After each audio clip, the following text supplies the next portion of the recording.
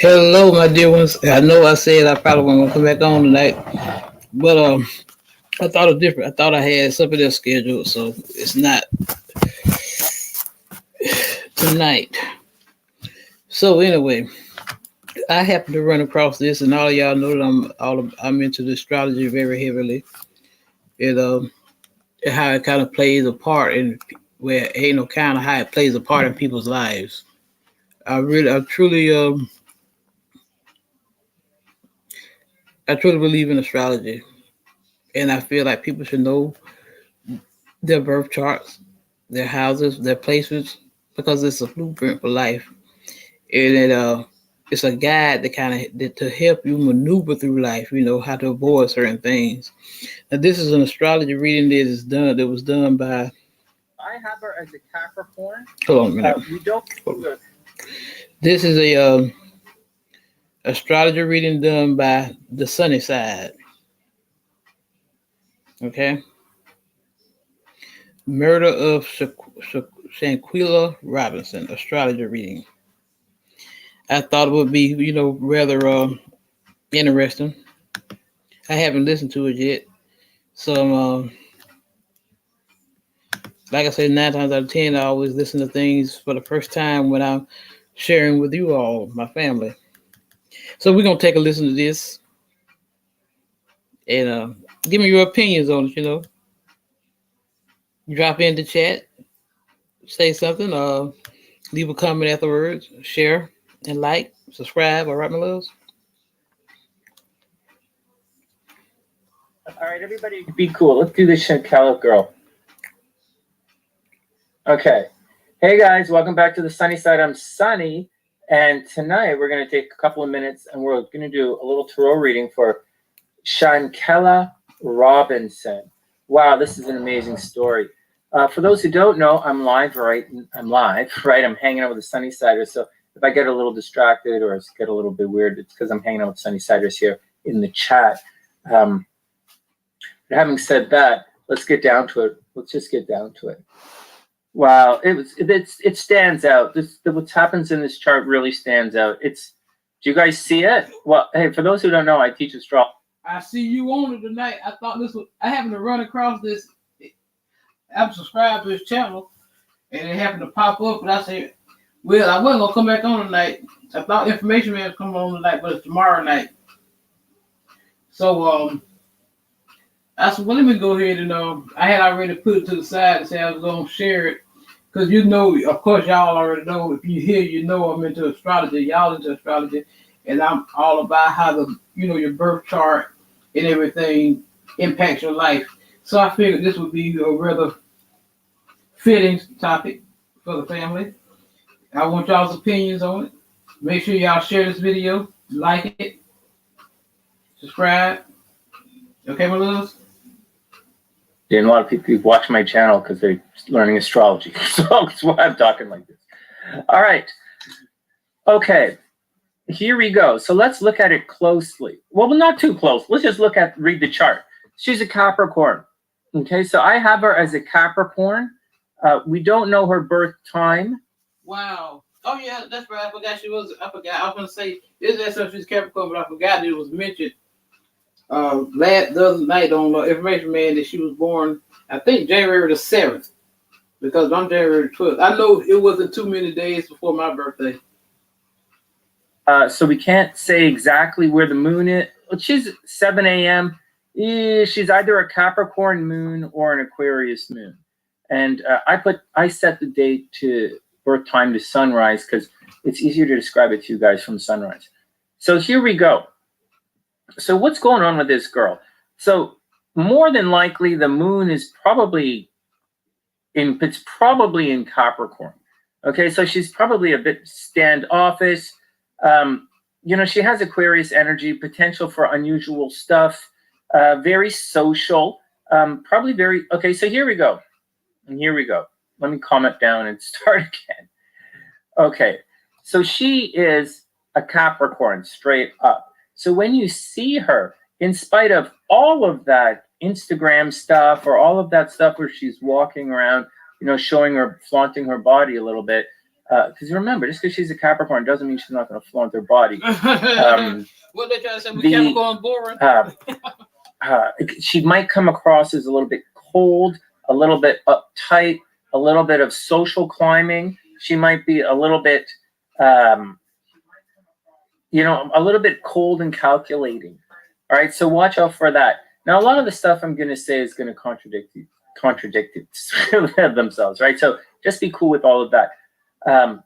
So that's where it starts, right? This reading starts where she's a Capricorn, with the moon more than likely, she's more than likely born under a new moon, like very new moon.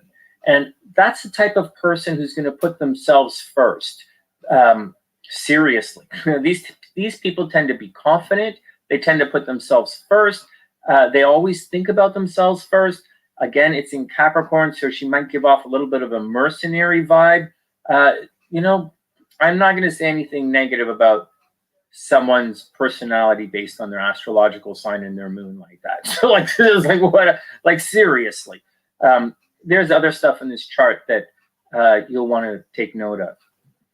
Now, over here, you are going to find that she does get into secret relationships.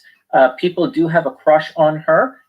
She gets into secret relationships. She makes a lot of money behind the scenes. She could be a little bit private in how she relates to others. Maybe she has a little bit of problem with regards to her love life, so to speak. She might keep some of it in private. On top of all of that, she might not necessarily feel love, right? She might not. Just watch out for it. She might have difficulty accepting love.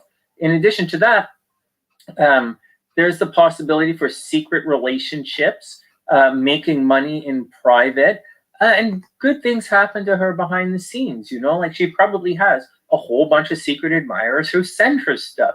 She's supposed to be popular in social media, so that's kind of normal. That's the way it is. There are two types of Venus people. They're the people who love is behind the scenes, just like this woman, and there are people who love's right out in the open, right? Like, hey, everybody, check me out. So there's that kind of thing. She puts her energy forward. She puts herself first. She's very confident, very me kind of person, but her love life is definitely in private. She makes a lot of money in secret. On top of all of that, we have a bit of a problematic Mercury here.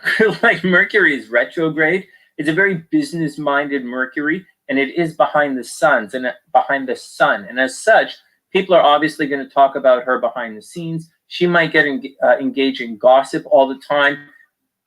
She might engage in a lot of gossip. Talk about people behind their backs. People talk about her behind her back. I don't like this. There's death in this. There's a real checkout point in this chart. Some very difficult stuff. But before we do that, I don't want to say anything too crazy negative. Okay, so there's difficult stuff here. All right. Having said that, her Mercury's retrograde. Right, so, and it's in Capricorn. So again, a little bit social climbing. She's always thinking on how to get ahead. She's probably this chart to me looks like a very, very, to stereotype astrology, a very business-minded chart. I would imagine that this girl is really business-focused. Although it's not really money chart, it's not really set up for money, like a little bit of money. She probably makes money. She would have made money based off of her looks. Right? Make money behind the scenes, and Jupiter is totally blowing up how she looks. In addition to that, Neptune is right here. Now, I know it's in Capricorn, right? Capricorn is a sign of RBF, right? Resting bitch face. But seriously, this girl has Neptune in the first house along with the moon and Jupiter. That's, even though it's uptight, controlling, social climbing, it really is. Although all of that, she probably comes across as somewhat dreamy.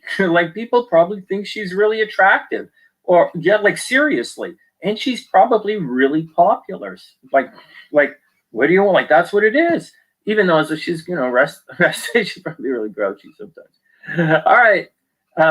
Now with Mercury retrograde behind the scenes, in addition to gossip, she probably has learning disability. Maybe she has communication problems, you know, simple communication problems where she says something and it's misinterpreted, or simple as that.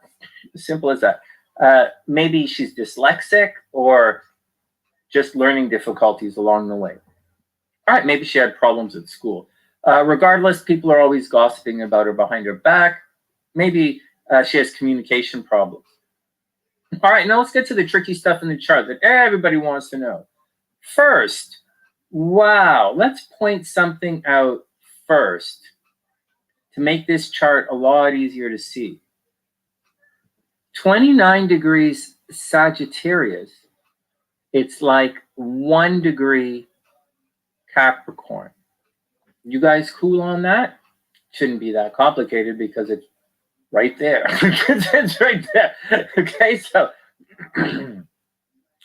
as such, try and catch this for a second. As such, she has her Venus and Mercury, right? Both Venus and Mercury, both squaring right here.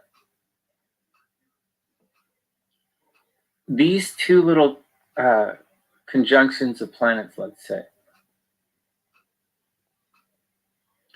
Do you guys see that? Oh, let's make it smaller.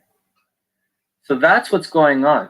Like, that is a major problem.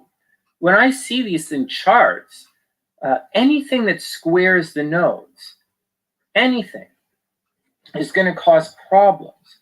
If you can imagine, and I'm going to describe it in a very new agey kind of way. Okay, now for those who follow the channel, you know I don't usually describe things like this, but or maybe I do. I don't know. Today I can do it a very new agey way, so it kind of makes sense. So the nodes in modern astrology, right? Different in Vedic, different in Hellenic. Okay, modern astrology. It's you're trying to move from the south node to the north node. That's supposed to be your life path. Or the south node gives us strength to, like, the nodes give us strength on how to deal with each other. Like, if the south node is all of the problems and karma that you're bringing in from the past life, the north node will provide you with all the secrets and success you need to deal with all of these past life problems. Everybody cool? In other words, if your parents want you, if your parents in the 4th house are stressing you out, go get a job. You're going to be fine, right? If the 8th house, you're having a problem with other people bugging you about money, go make your own money, okay? That's how the nodes work. Okay, so that's what's going on in this situation here. Now, another way to look at it, okay, so that's the path your life is supposed to take in modern Western astrology. And in this girl's chart, whenever in anybody's chart, if you have something squaring the nodes, it means your life is interrupted, or it means a life is interrupted. Depending on how that transit plays out, it can lead to death. And we've seen that several times here on the sunny side. Many, that's what it means. And so it has to be astrologically triggered, and there's more to it than that. It has to be triggered. It tends to be a choice. Squares tend to be a choice. Okay, just heads up. But it tends to mean a life interrupted.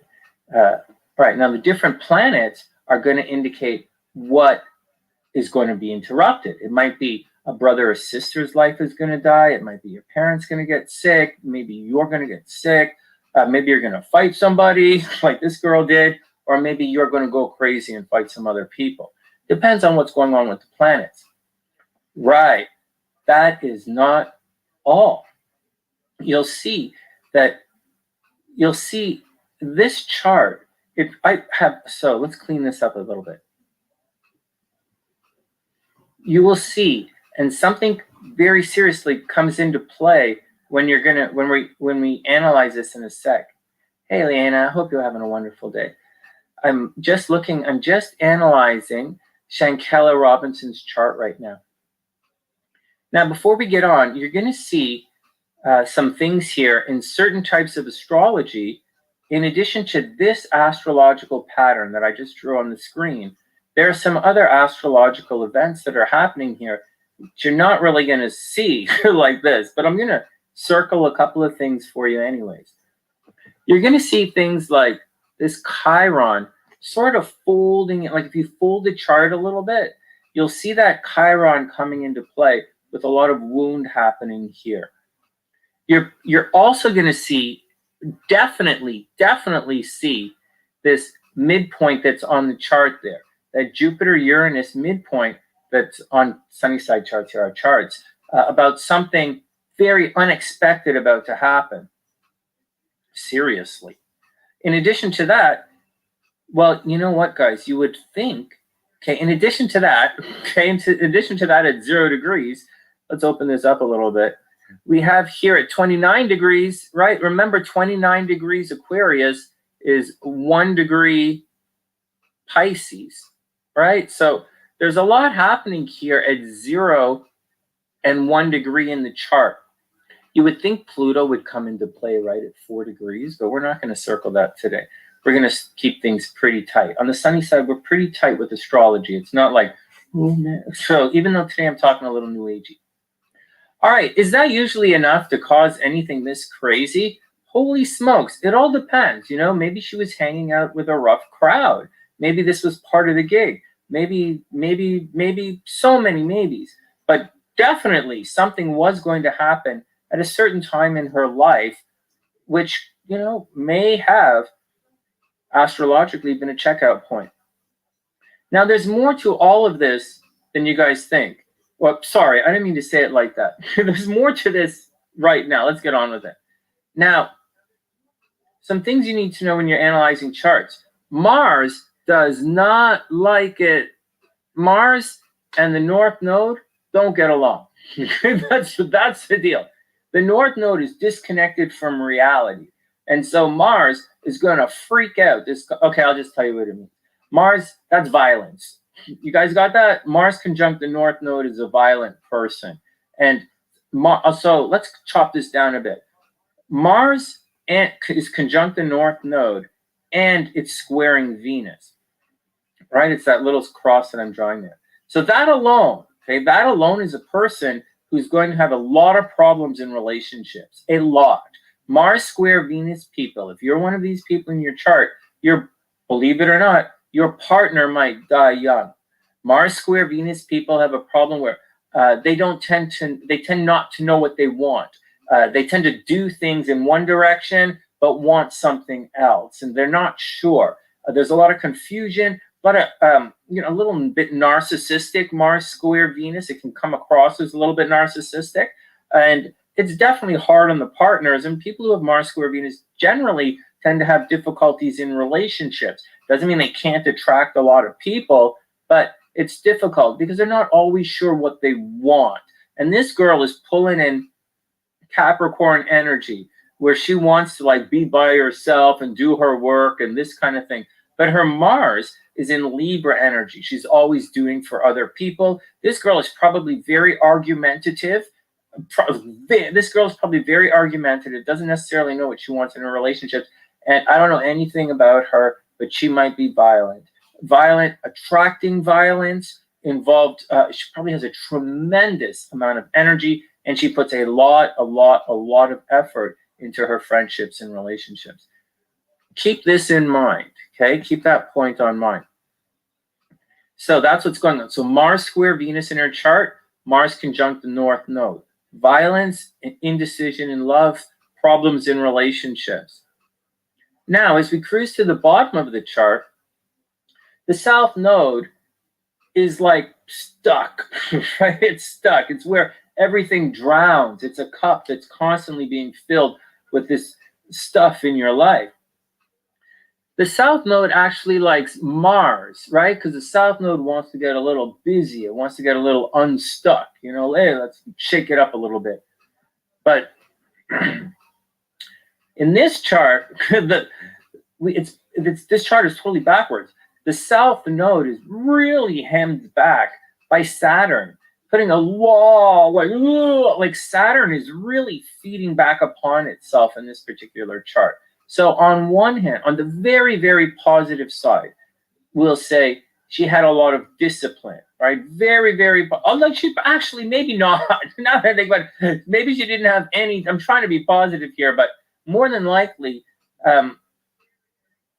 she was probably very aggressive. I would imagine she's very aggressive, remarkably competitive, possibly very, I don't think she was stubborn, okay? So that's one of the things.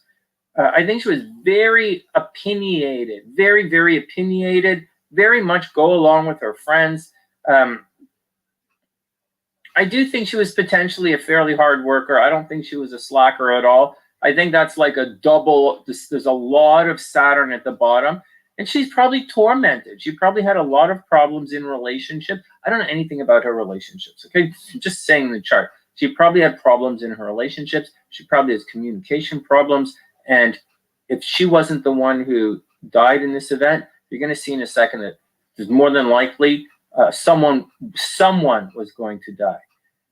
It's just in this particular chart, I think she takes the energy onto herself. Next. Now, check out the date. This is where it gets interesting. So what do you need to see, guys? So what do you need to see to know that we have a problem here with what's going on? So you see all the potential, right? And I'm not going to pull up any fancy checkout charts, because this is very in your face. So when we pull the date up, October 29th, check this out. This girl is a scary chart. I'm glad we're looking at it. Well, I'm sorry, I'm really, it's not good what happened to her, but this is an interesting chart, nevertheless. So on the day she passed away, look at this, way at the bottom here. Jupiter is at 29 degrees. Here's where all of the energy is going to come into play. Chiron is up here at 0 degrees. We have her regular. I'll draw the little cross in again, so you guys can see where the energy is flowing around here. This is going on right here. That's the little cross that's happening there. Now, as we're going through, I'm going to point something out. Okay, so there's some obvious stuff that's happening, very slow, very obvious stuff that's happening that is going to trigger this, right? This is there in the chart, but it has to so there's the deal. What does it have to do, Sonny? Use your words, Sonny, not your eyes. Okay. So here we go, cruising through, right? This and a couple of other points, that's 0 degrees up there. Okay, so what we have in the chart so what's going on is, on this particular day, okay, now in certain types of astrology, once again, if you fold the chart up, so to speak, everything will line up. But I'll scribble it out here so you can see. So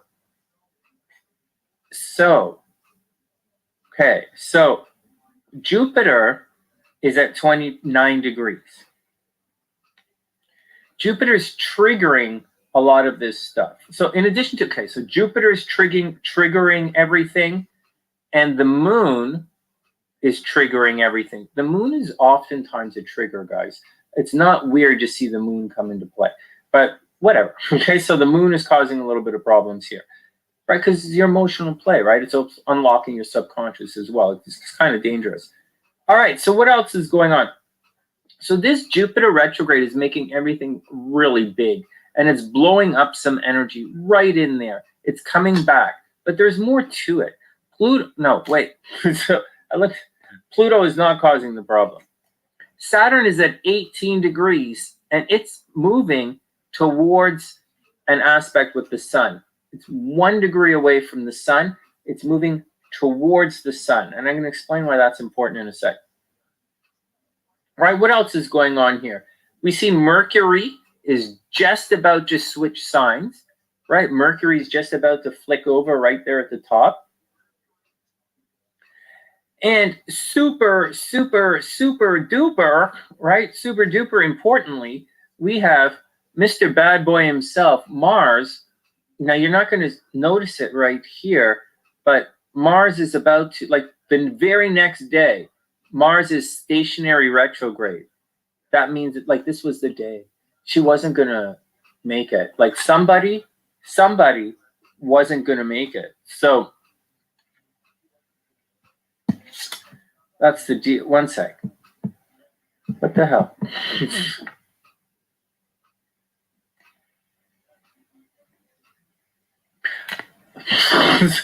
What the hell? So wait, undo that. Hey, okay, it's back. And so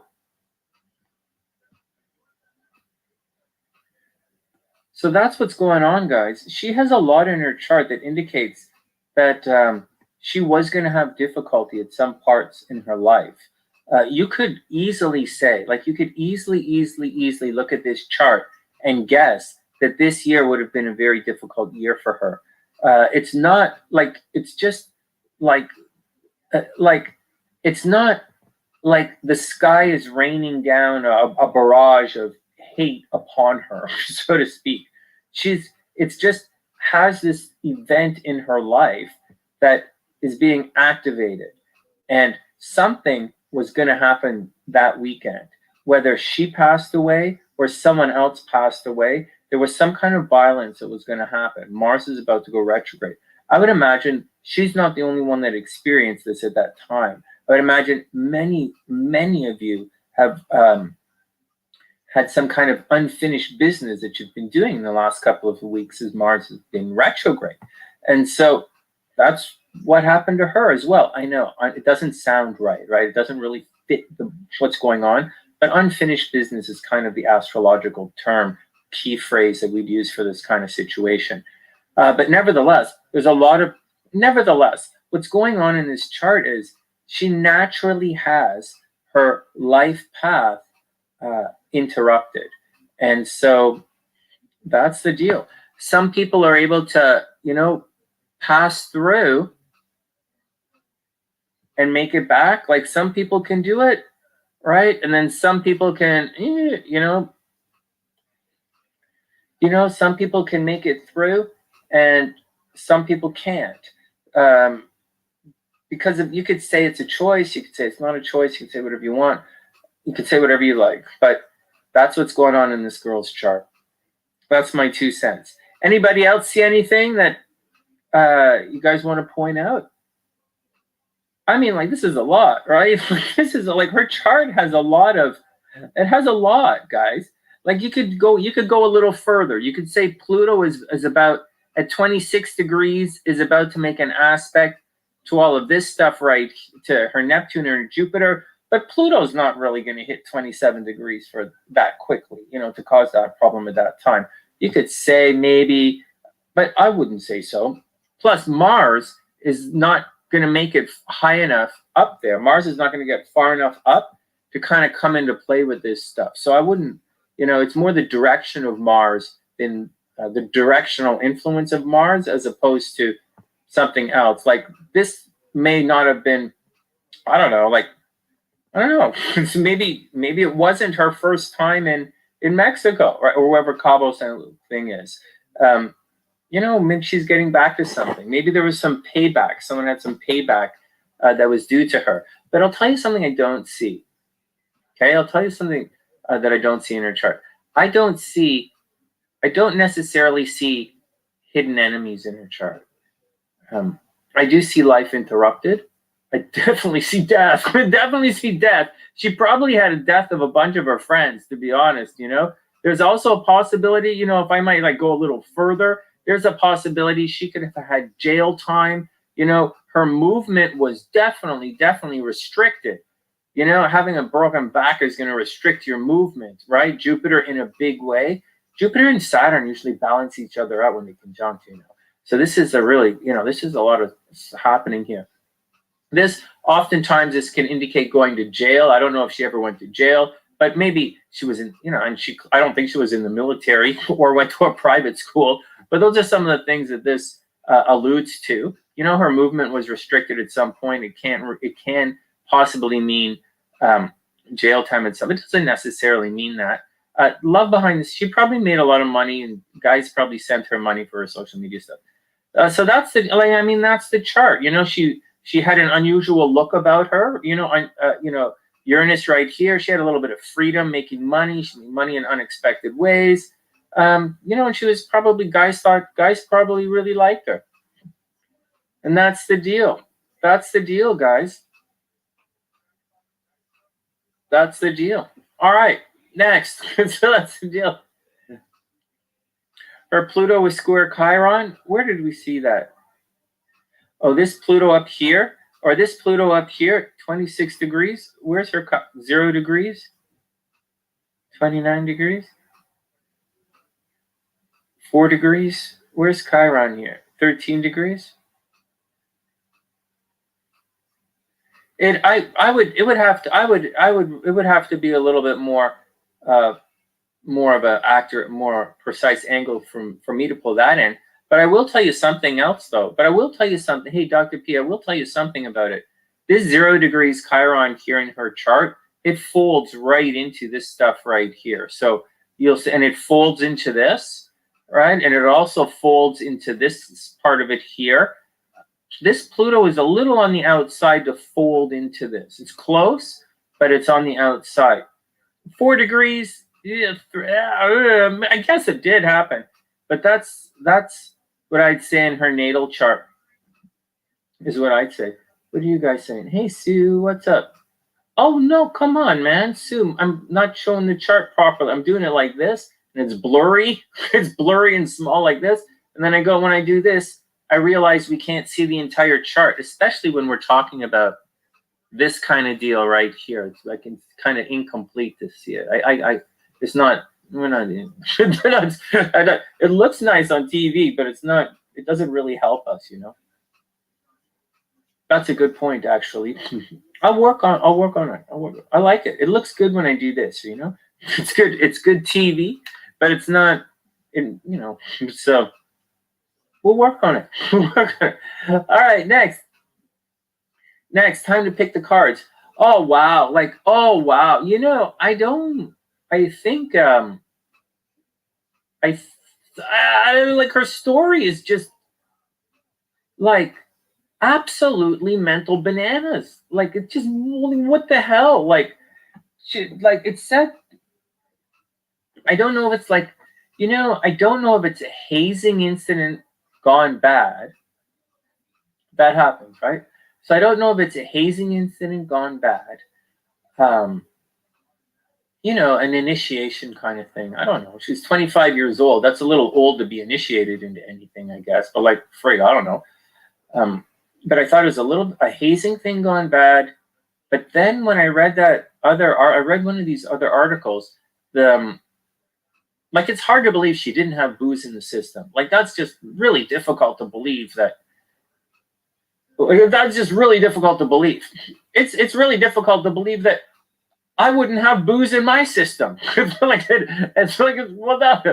just, I don't know how I could believe that girl didn't have booze in her system. And I don't know how she could break her neck and her back without booze in the system. Like, which is slipping like this just doesn't make sense. And we saw that video. But at the same time, I don't know that at the same time the police opened another investigation about something that was possibly similar from another set of Americans a couple of weeks earlier. And so it might be, so I don't know. So that's what I mean by saying I don't know. We want to blame the friends, right? Because it looks really bad. But then again, there was another tourist that it happened to. So I don't know. It's pretty rough. But anyways, enough of the nonsense, enough of my speculative nonsense. Her astrological chart. Guys, this is getting serious. This, when you guys are doing your readings, I don't know if you guys do readings anymore. If anyone of you guys does astrological readings, right? Maybe you should, watch out for, start looking for that thing squaring the nodes in the charts. Yeah, you think because the police were involved because it's in Aries, right? That's highly possible. Yeah, maybe the police were involved, right? Jupiter was passing through Aries. There is Aries energy going through this situation here. There's also confusion, right? Like there might be a secret lover going on. Because keep in mind the Venus. Oh, we're not watching it, right? Keep in mind the Venus is in Sagittarius, right? Right, like the square is like the square is the degrees, right, Pam? Like it's a square, but like technically, it's kind of a Sagittarius Venus. Like a Saggy Venus is a fun. She's probably fun. Like although I was like making her sound like she's really uptight, she might be really fun. Like tell a lot of jokes. Definitely want to travel. Maybe she wants to teach. You know, travel, teach. You know, like Venus is in Sagittarius. Like always has a joke, makes people want to laugh. Pretty weird for a Capricorn, but maybe she keeps it all to herself. So, because it's in the 12th house. So I don't know. I'm not, but that's what's going. That's what I see. You see, I also see this. See, Pam, I think these midpoints are starting to come into play. Right, that Jupiter-Uranus midpoint, a sudden and unexpected event in her chart. And then we have the Saturn Jupiter midpoint, right? It's pretty spooky. Like it's spooky. It's spooky. She has it all over her chart. All right, next, everybody be cool. I don't know who did it. I don't know. I wanted to do the chart of her friend to see, because her friend, I don't have her name, but her friend is one in the video where they're fighting. Her friend is kind of a suspect, but they're all suspects. And that's the deal. They gossip and say, hey, you know what they do? They talk shit about her behind her back, right? Mercury retrograde behind the sun. People talk shit about her behind her back. You know, poor kids, yeah, like her chart's spooky. But I think something was going to happen, like it didn't have to happen to her, though. That's the thing. It didn't have to happen to her. All right, break time. We're going to take a quick break, and then we're going to come back and guess the cards. So thanks for indulging me, guys. I really appreciate that. I wanted to look at her chart. There are a couple of charts that pop up, and I'm like, because I see the story, and I'm like, oh, it's going to be like this. Let's go check it out. And then I go check it out. But then I go to check it out, just, to double check, to see what's going on. And I'm like, whoa, this chart's serious. Look, we got to show this other side. Next, y'all, we're going to take a look at Michael Jackson's birth chart.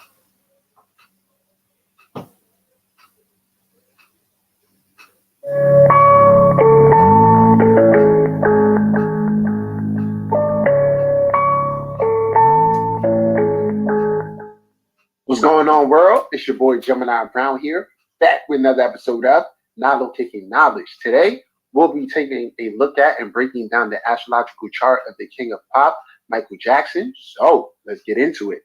Now, happy Virgo season. And the funny thing is, I could have swore I did this chart years ago. Maybe I did. I couldn't find the video though. So I was like, yo, let me put this back up there, update it. And yeah, man, it's always great to sit with the chart of anyone, you're emotionally connected to or invested in. And I think for Michael Jackson, that's all of us, right? Many of us, we grew up with Mike. He was a huge part of our forming connection to music and all of that. So in this reading, we're going to take a look at everything. And because we know him so well, it's going to be so much easier to see everything. Before I begin, I'll start by saying that the birth time for this has been verified from a couple sources.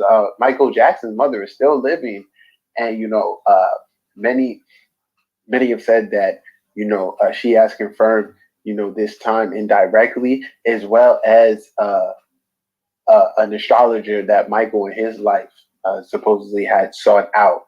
And this chart here features Pisces rising, moon in the first, and you know, I definitely find it fitting. And so let's get into this. And the next thing I'll say with this, there are so many ways we can approach an astrological chart reading. And it all depends upon like how you're perceiving it, what you want to find, what you want to look at. So for me, I'm gonna start like this. What do I think about when I think about Michael Jackson, a star, someone whose sun sign has very much so been on display all of their life? So we know that Mike is a Virgo, and he's not just any star; he's a hardworking star, a star where I feel like we know that everyone is given talent and has natural talent to a degree, but Michael Jackson, the Virgo sun, is a great example of when talent needs hard work, and they're working at when the hard work is matching the level of the talent, you know. So I definitely see the Virgo. I think of that, and here in this chart with the moon and with the sun in the sixth, this is kind of doubles down along with all this sixth house energy. So for me, when I think about Michael Jackson, I think about someone it wasn't just natural talent. It was natural talent that was molded in a Virgo-like way. Now, when we go into the sixth house, we see a lot of things. The one thing the sixth house is the house of, we can look at it as the house of our everyday routine, right? So when we have energy within the sixth, the energy there is going to shape or contribute towards how we want to spend or conduct our day-to-day affairs, right? So we see a whole host of energy all here in the sixth. And when we think of the sun, let's think of this as the goal. And in this case, one of the goals is to self-improve, to mold oneself here into a functional, efficient being, doing what they want to do on an everyday basis. And then with Pluto here, that also is indicating an expansion on that power. Through doing these things on an everyday basis, one comes more in contact with that personal power or Plutonian element, okay? So there's a key thing here with this conjunction too, the sun and Pluto, okay? It is power. And then just think about it. It's the sun. It's the ego. This is a powerful person. So just think about, I would encourage to think to yourself, okay, what other celebrities are like sun and Pluto, and compare it. You might find something interesting. Anywho, getting back to the sixth house, so we can look at this is when we start to look at the individual energies here, see what is influencing the sixth house on a day-to-day basis. We see Mercury here. Mercury here at 25 degrees, very key, okay? A really Aries kind of influence here. And then we know Mercury is representing siblings, friends, skills, hobbies. This is Leo. So this can be read, as we know. And like I said, think about how we come to know Mike. We come to know him through his brothers, with his brothers, right? So here, all of this Leo influence indicating, the childhood influence, the molding of the talent, this Mercury specific, hard work or self-improvement, day-to-day things, including the siblings, right? Brothers being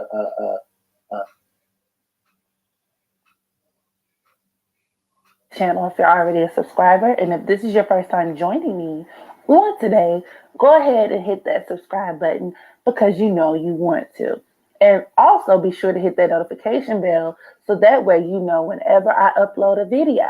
Okay, so in lieu of this whole R. Kelly situation, I actually been meaning to do a reading on Aaliyah for a long time, but given the recent situation going on with R. Kelly, I just felt like it would be a little bit more fitting to dive into Aaliyah's birth chart, okay? And I want to start the video off by saying this. Anybody who knows me knows that I am the ultimate Aaliyah fan. Stan. I'm nobody's stan, but I am an Aaliyah stan, if that makes sense. She died in 2001. I was, all of 8 years old. But for some reason, I recall, even as a young child, I remember her being in magazines. I remember her videos, her performances. And I adore her, y'all. Like, I literally adored her. And when she died, I would never forget. I was in the third grade, and I was talking to my friend at the time, and we looked on the news, and because my friend was like, Aaliyah died. And I was like, girl, you lying. And we looked at the TV, and it said that she got into a plane crash, right? And when I tell y'all, I cry, I grieve. You feel me? Like, I was in there grieving, me, 8-year-old me, as if I lost a sister, a best friend. So this Aaliyah, my connection to Aaliyah goes really, really, really, really deep. Like, I fucked with her heavy. Like, I knew every word to every song. I'm talking about even the first album with R. Kelly, deep. You know what I mean? I had Aaliyah pictures, Aaliyah posters all over my room, just like this one. This one right here, I had it laminated. But you know what? I digress. I just have to run this point home real quick, because this is really close to my heart, and I really do love Aaliyah before it was popular to actually love Aaliyah.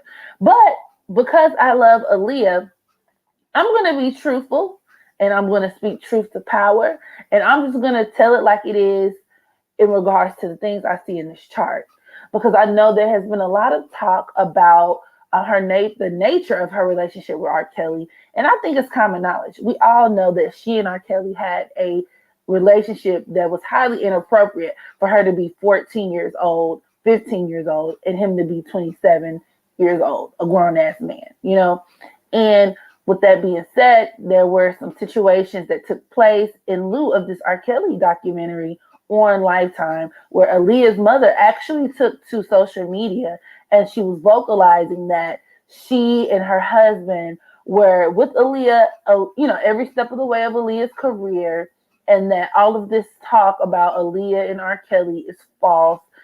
Aaliyah had no dealings with R. Kelly, and everybody's just lying on her and lying on her daughter's legacy.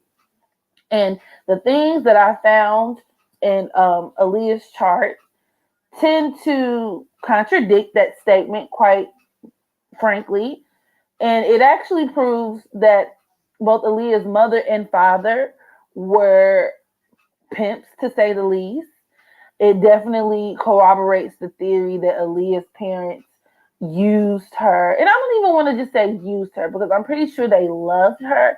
But when it came down to it, Aaliyah was absolutely a subject, or she was placed in positions to where she was kind of sacrificed for the greater good, so to speak. So without further ado, let's go ahead and get into Aaliyah's chart. So Aaliyah was born Aaliyah Dana Houghton on January the 16th, 1979 in New York. Her sun is in the 25th degree of Capricorn, which breaks down to 7, and it deals with spirituality. This creates a diplomatic person. 7 points towards somebody who's very refined. So it actually kind of softens up a little bit of those kind of more rigid Saturn-like Capricornian traits. A lot of Capricorns tend to be very mean, if you will, very kind of anal retentive type of personalities. But everybody who knew Aaliyah kind of attests to the fact that she was very sweet. She was very much a sweetheart. And this 25th degree could contribute towards that. But there are also other factors in her chart that explain her very gracious type of personality. But we'll get to that later.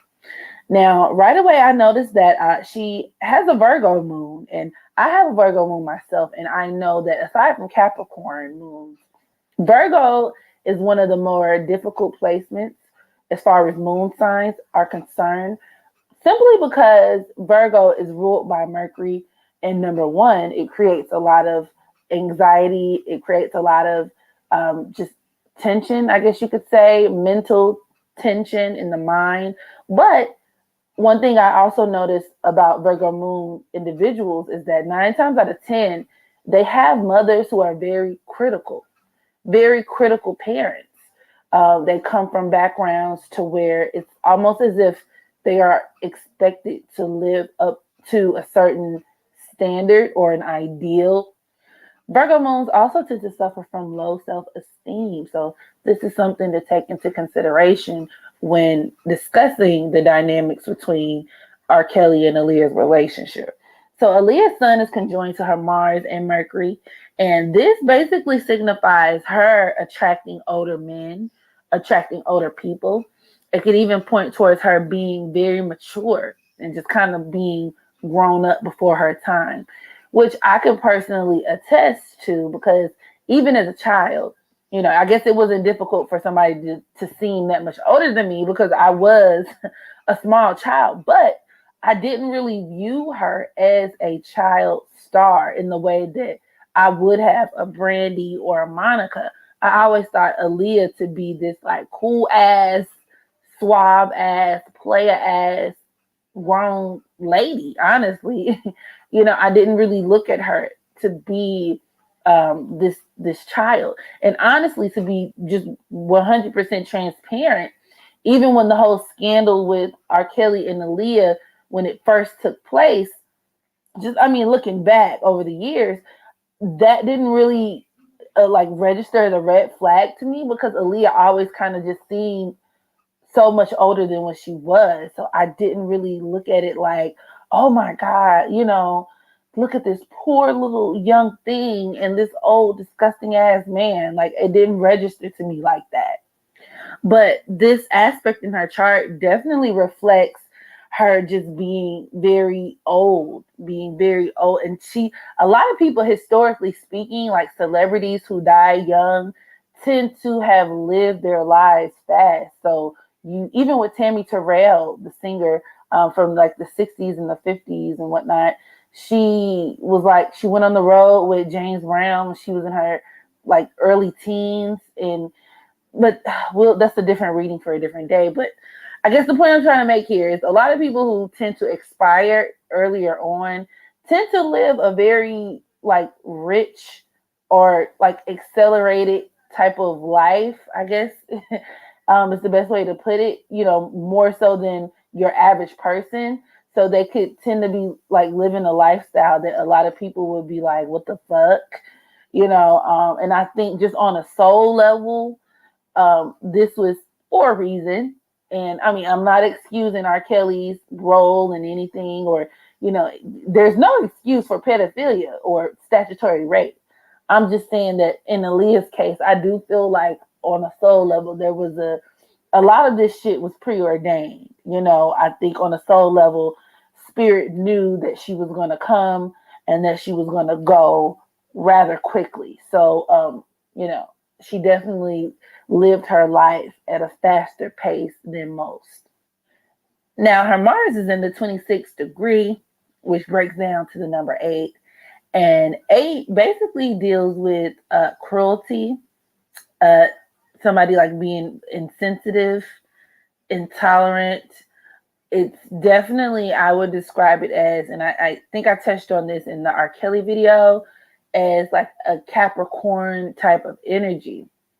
So this points towards Aaliyah just attracting men who are very domineering, very controlling.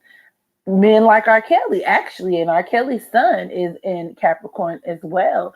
So astrologically speaking, could be the perfect play to set her up to run into the path of the likes of a man like R. Kelly. And with her sun making a square to her Pluto in the sign of Libra, this points towards her reaching a lot of fame and popularity in this lifetime, but it could come at the hands of a male. It could come at the hands of an authority figure or even an older person. But this just reinforces the theme of her being controlled. And the sun also signifies a person's father. in their chart, which I found to be interesting because both Aaliyah's mother and father were, I don't know if they were her managers, but they had a very, I guess you could say, large role in her career as far as, let her mother tell it, they were with her every step of the way. But they definitely had a very instrumental part of her career just from a business perspective.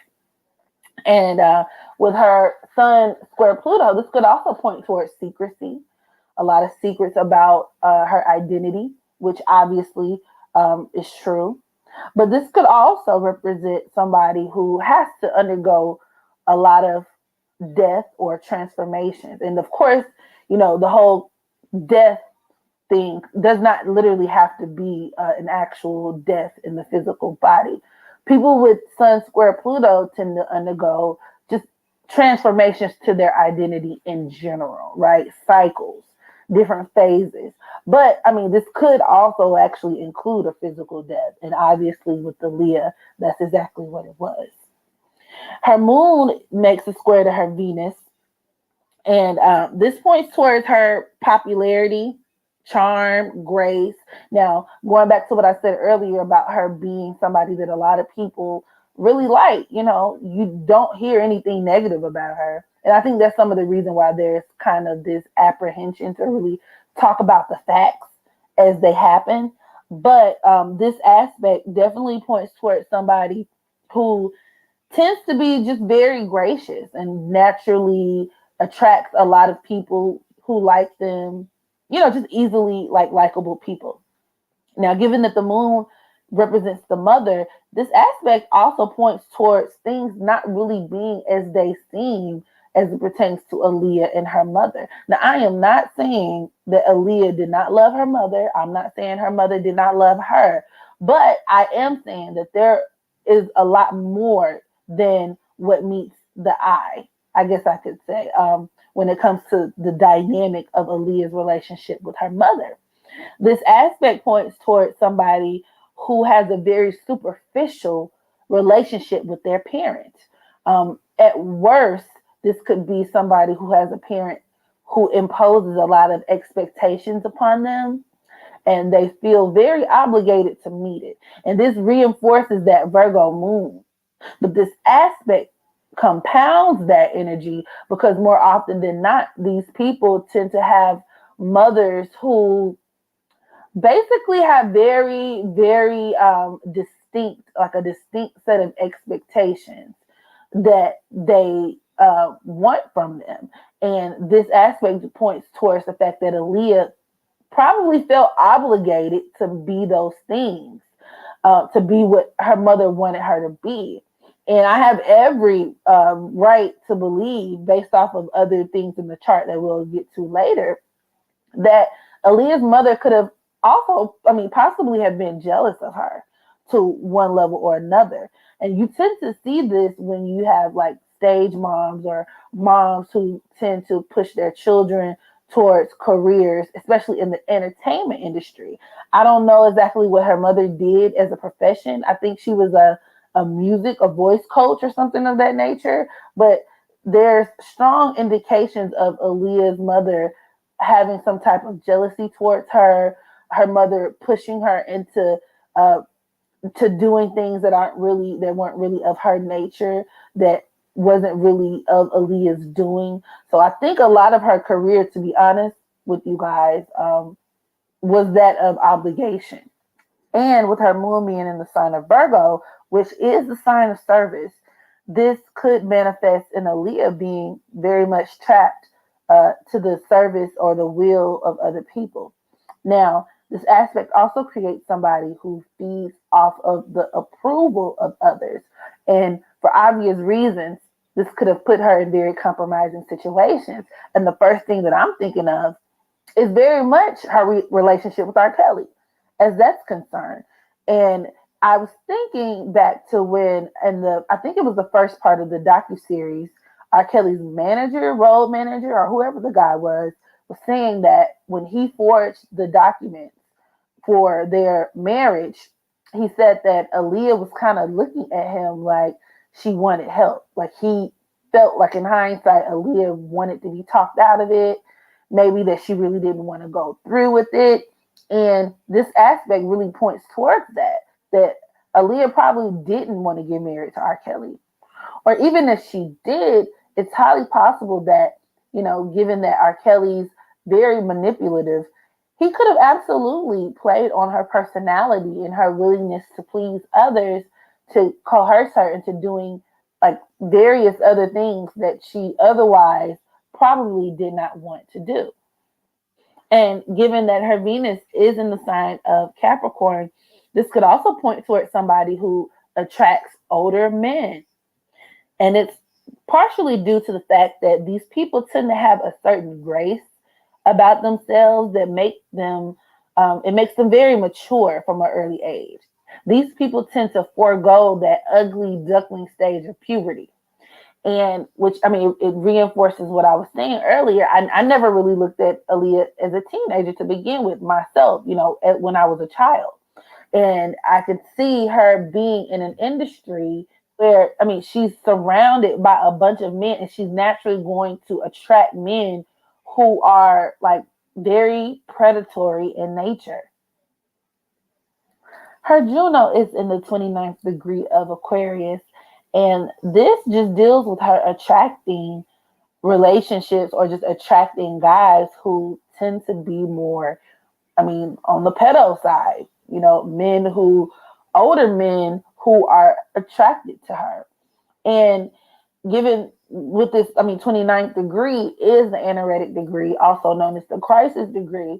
This could point towards Aaliyah making very poor choices in men, poor choices or just poor decisions in general as it pertains to men. And then this Juno is making an opposition to her moon, which honestly could deal with these relationships causing or resulting in public scandal, backlash.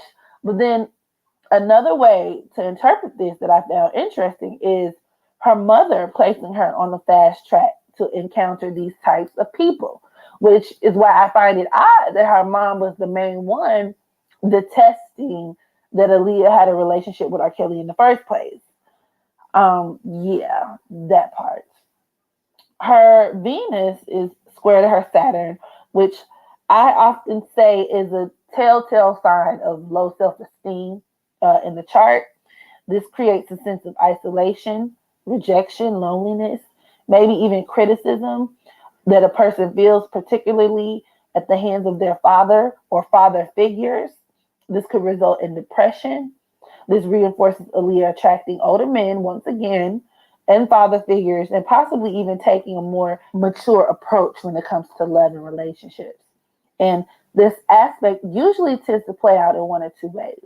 So these people can be very relationship oriented from like early on in life, because going back to that feeling like they need it, I guess this kind of reinforces that need for validation, outward validation, right? Or these people could very much be like commitment phobes, to where they completely reject relationships. They fear them because there's this like core kind of, like fear of rejection thing going on. And obviously, Aaliyah fit the profile of the first type. And this really just goes back to just some of those ingredients, astrologically speaking, that would make it like it explains why she even gravitated to R. Kelly to begin with. She was definitely a vulnerable person. And also her South Node, which is in the sign of Pisces, yes, it also, it attests to her creativity, right? Because you typically do see either lots of Pisces or Leo influences in entertainers' charts, but this could also reinforce that theme of victimization as well. And also, Aaliyah's Black Moon Lilith is in the sign of Leo. And back to what I was saying earlier, is that this could indicate her being at the mercy of powerful people in the industry. And with it making a trine to her midheaven, this could point towards Aaliyah having a jealous parent. right? This could be like the mother or the father, somebody gaining fame off of her and popularity, or maybe Aaliyah gaining fame and popularity by way of said power hungry parent. And I would absolutely argue that her death had to be some sort of liberation on a soul level, because she was definitely bound to, a lot of things here on this earth. So that concludes my general birth chart reading on Miss Aaliyah. Make sure you guys drop down below in the comment section. Let me know what. Well, hope y'all enjoyed those readings. Well, I had once I ran across Aaliyah's birth chart reading there, so I'm gonna go ahead and do her. We got just a little segment there of Michael Jackson's birth chart in between Shanquella Robinson and Aaliyah. But I want you all's opinions on what y'all think about this, because I stress daily about how important it is for you all to get your birth chart. I already have mine. I know it. I know my numerology numbers. I know my birth card, because everybody have 2 birth cards. As I say, my birth cards are the Moon and the Hermit. I know my placements in my chart. I know my placements in my houses. You have 12 houses just as well as you have the 12 zodiac. And like I tell you, every house, this is what they're going by as well. Those houses, every house rules certain aspects in your life. I cannot stress enough, people, get your birth charts, please. Get your birth charts. Get your birth charts. Find out your house placements in your house. Find out what places, what planets and everything you have in your houses. Find out your numerology numbers. Find out your birth card numbers. Y'all need your birth cards. Y'all need to know this, because these are guides to help you.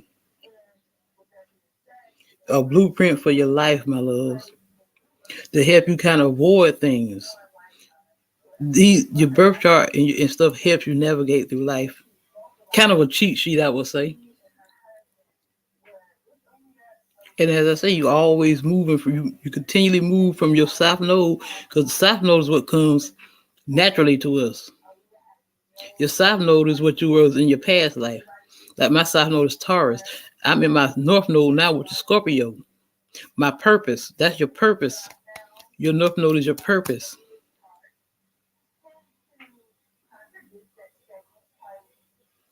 My house, I have just about all air in my houses. I have Leo in my first and second house. I know all that. My 9th house, Pisces, in part of fortune. Your part of fortune is where your prosperity lies, my love. That's what you focus on, where your prosperity is. What did you think about it, Ghetto Child? About the readings? Y'all want to hear another one? Y'all good? I saw one on Kanye West. Y'all want to hear one on Kanye West? I thought that might be interesting, given all the shit that he in these days.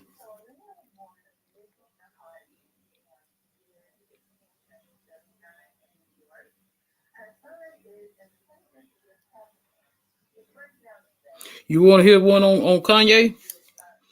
Being he and a bunch of shit. Let me go get it. Let me go start it for y'all, because I was finna end it.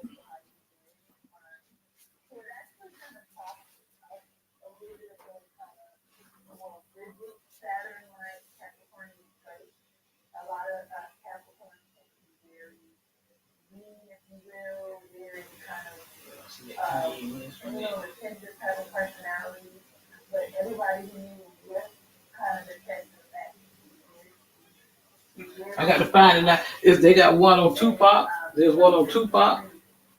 There's one on 50 Cent. Where's the one I've seen on? They got one on Drake. I'm trying to find the one on Kanye, punk ass. Okay, here it is. Alrighty, greetings, Earthlings, wisdom keepers, wisdom seekers. Welcome back to Wisdom Drops, your source for daily drops of wisdom in Savvy Cat Astrology. My name is Tanya, and today we are discussing Kanye West and his chart. And I'm doing this as a part of a little just fun exercise looking at celebrity charts. If you have a celebrity that you really enjoy or think is dope and you want to like, you know, talk about their soul and stuff, like you could put them in a link, in a comment down below and see if I'll cover it. Maybe I will, maybe I won't. We'll see if I like them or want to look at their chart. Okay, cool. So a couple quick announcements before we jump into looking at this chart and seeing what's what with Kanye West's soul, because it's pretty interesting what this person is living through in this lifetime.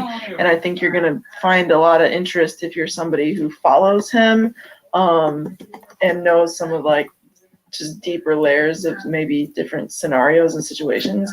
But before we do get into that, y'all, a couple of announcements. As I said, if you are new to this platform, I welcome you to join us and subscribe, because I put out a video every single day, and if you want to be here for it, it costs you nothing, which is pretty groovy. So all you got to do is subscribe, hit the bell, get the notification daily, and maybe share with a friend if you feel like they vibe with learning astrology too.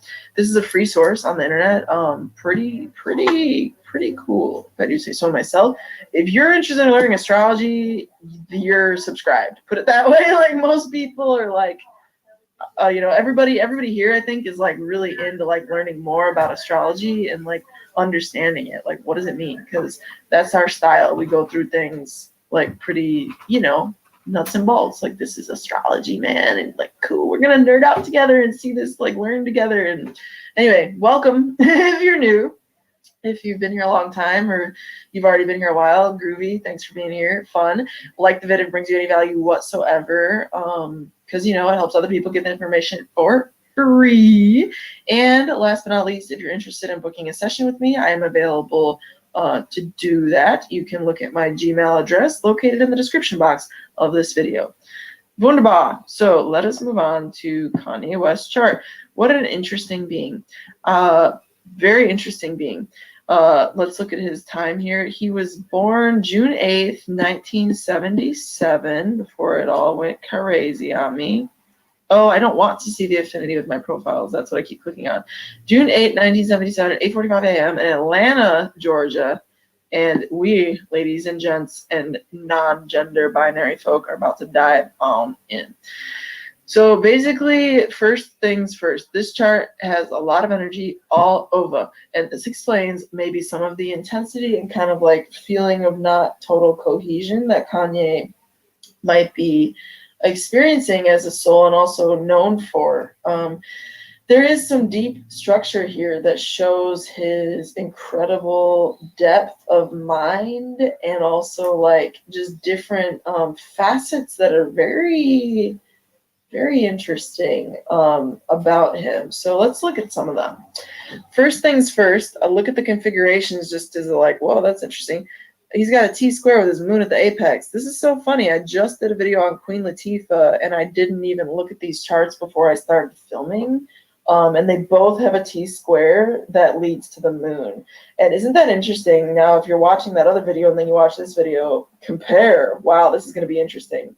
Oh my God, this is so, wow, I fucking love astrology. And Spirit just helped this happen. So check it out. We're about to go on this little magic school bus. Seatbelts, everyone. Journey. So the T-square here is in an apex in his chart to the moon in Pisces at 16 degrees. And it's forming a square with Neptune. And it's forming another square with Jupiter. And this is like a 2-degree orb of separation between 16 and 14. Wow, baby, on either side. A 1-degree orb between the moon and the sun. Are you freaking kidding me? This is an undeniable T-square. This is all going to his 9th house of his beliefs and relevant, so relevant. And what is Pisces energy? Pisces energy is very sensitive. And in a lower vibration, Pisces energy is very flippant and very avoidant. Queen Latifah is a Pisces sun, interestingly enough, but she's a Leo moon, and that's the queen thing. That's why it's funny. And now Kanye is like this moon figure of Piscean qualities. In a low vibration or in a challenging vibration, it could be escapism through substances, through mental states, whatevs. Fantasy is usually a way that the moon is engaged in escapist tendencies, especially when it's in Pisces. Moon in Pisces is the most intuitive placement you can have your moon, I would argue. Definitely, it's like the type of intuition where it's like you don't know why you know it, you just do. It's not like a moon in Scorpio where you might be able to kind of tune into it and then find it in the dark, so to speak, or a moon in Cancer where you feel it in your gut. Moon in Pisces is more like you just kind of know it and you don't know why, you just do. It's like part of your consciousness. It's like the streamline between your intuition awareness and your existence plane are just one. And so anyway, he has that. He's a very intuitive being, and this gives him his deep artistry in like all the different facets that he can like be an artist. Okay, so that's interesting. But you know, there's other things in his chart that just kind of show up in more challenging, difficult ways. A lot of difficulty here, and that moon being engaged in that is not an easy place for anybody to have a T-square. You don't engage the moon, but this has to do with his belief systems, Jupiter, and his identity, Sun, along with his own sense of delusionism and escapism, okay? And so he because Neptune is involved, and possibly his own sense of spirituality, because his own spiritual practices, Neptune is that as well. And then the sign of Jupiter, Sagittarius, that gives some interesting relationship here between this conversation. So his beliefs, his identity, his spiritualism are all coming into some type of harmonious thing through otherwise what is tension for him, through his emotion and through what his artistry, Pisces, moon in Pisces, and through his intuition. But emotions are not always stable with moon in Pisces. It's the most sensitive, placement for a moon. So he definitely feels things at a super sensitive level. And part of his sensitive expression of emotion is what's going to allegedly, in some way, shape, or form, help him out of this bind that he experiences himself in. It does not help his case or his experience of this, y'all, that the ruler of Pisces, Jupiter, in this chart is not in great dignity. It's in Gemini, and it's the opposite sign of where it so-called belongs or what it rules, which is Sagittarius and also Pisces, right? But it's in an opposite sign. And whenever you have Jupiter in the opposite sign of where it belongs, or any planet for that matter, it's not going to be in the best of health. And not only that, but look, Jupiter's conjunct, I just noticed his 12th house cusp. Holy guacamole. The 12th house is the place that's hidden from even ourselves, our subconscious, okay? So the ruler of his moon sign, or the dispositor, to use the fancy astrology word of it, the sign that his moon is in not so good dignity, because it's in a sign where it doesn't like to be. And it's also opposite Neptune, which has to do with illusions. And that's also a modern ruler of Pisces and has to do with escapism and illusions. So this is the soul of somebody who can have a real challenge with illusions. I know he's been announced as like bipolar, but I wouldn't be surprised if he even had some schizophrenic type experiences as well. Like, goddess forbid, but like, it could be a thing. But like his moon and Pisces sensitivity is going to be like better off in some way, shape, or form to help him, exist. But it makes him, unpredictable, and everything we know he also can be with that. So anyway, though, this Mars-Venus thing here is interesting because that's in exact conjunction, and those are the passion planets, and it's in the sign of Taurus. And so the passion planets are conjunct in an earth sign, and not to be, it's funny that Kim Kardashian is a Venus in Virgo, I think, because their Venuses are in earth signs. So that explains how they got together and what they kind of clicked on, perhaps, is some of that Venus earth energy. But then also we have here a Mercury in late degree Taurus conjunct Lilith. So the things he says, the things he communicates, Mercury, are very liberated and dark, and also like free. And that is for better or for worse, because Lilith is the harmonica. What is that word?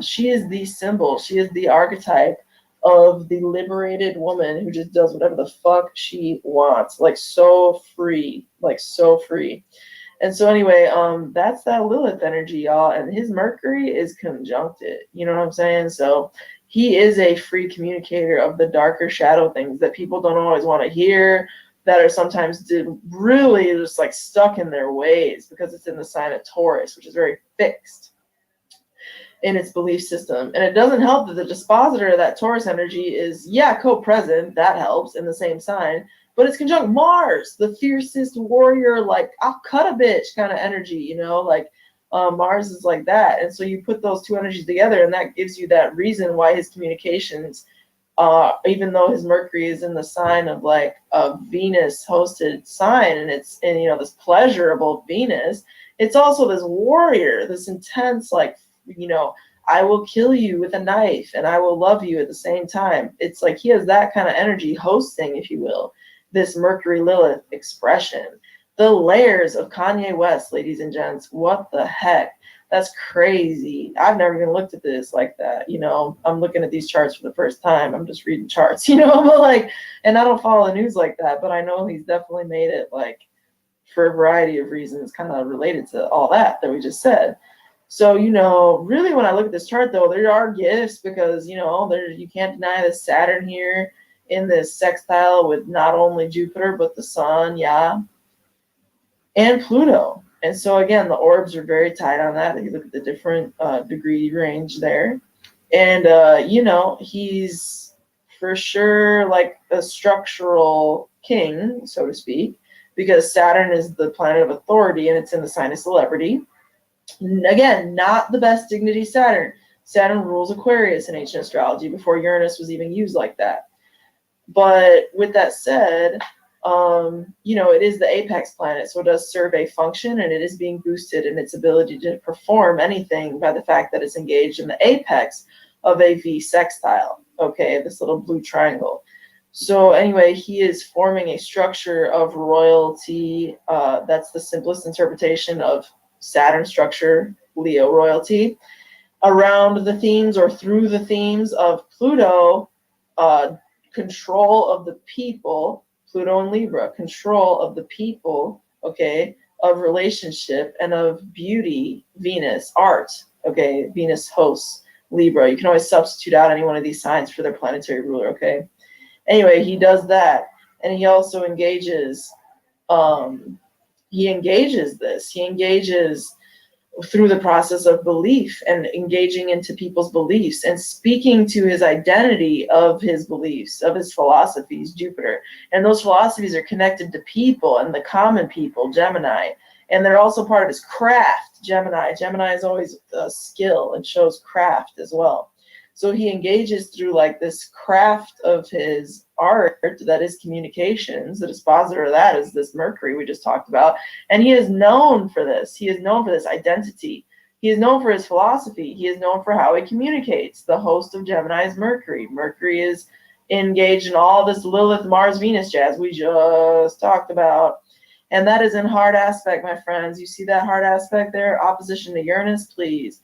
This is the severance planet. He will cut someone. He will go off absolutely open-ended, free, liberated, dark as can possibly be. Scorpio Uranus opposing this.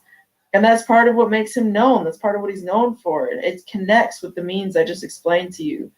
And, you know, I really see this as being a very profound being. And as Kim Kardashian herself said, like something along the lines of like very profound, but misunderstood and intense and just all these other things where it's like, damn, you know, there's just a lot there in this chart. Again, we could literally spend hours talking about it, but I hope this video brought you value, and you know it did. So go ahead and hit that like button because it helps other people get it for free, which is pretty groovy. And you can put a comment down below, the celebrity you want me to look at, yada, yada, yada, blah, blah, blah, blah.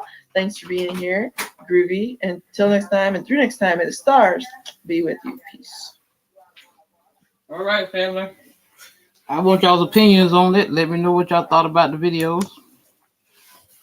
I thought they were very, I thought they were rather interesting. So like, share, and subscribe, okay, my loves?